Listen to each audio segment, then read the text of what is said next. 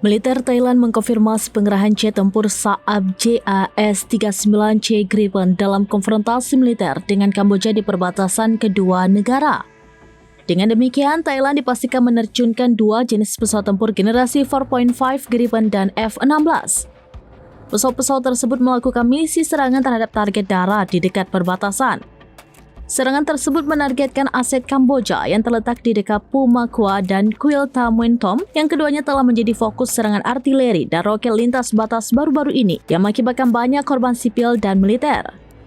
Pumakua adalah wilayah perbukitan strategis yang terletak di Provinsi Sisake, Thailand, dekat perbatasan dengan Kamboja.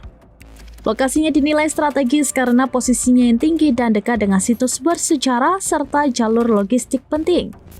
Keterlibatan Gripen sendiri dalam operasi militer Thailand ini sekaligus menandakan debut jet tempur buatan Swedia itu di medan perang.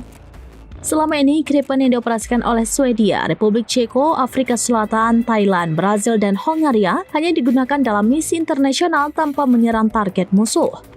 Militer Thailand telah mengakuisisi 12 jet JAS-39CD Gripen yang dikirimkan pada tahun 2016, dengan 11 unit saat ini beroperasi setelah satu unit hilang dalam kecelakaan tahun 2017. Pada bulan Juni tahun ini, pemerintah Thailand mengumumkan kontak dengan Saab untuk 12 pesawat tempur JAS-39EF Gripen yang lebih baru.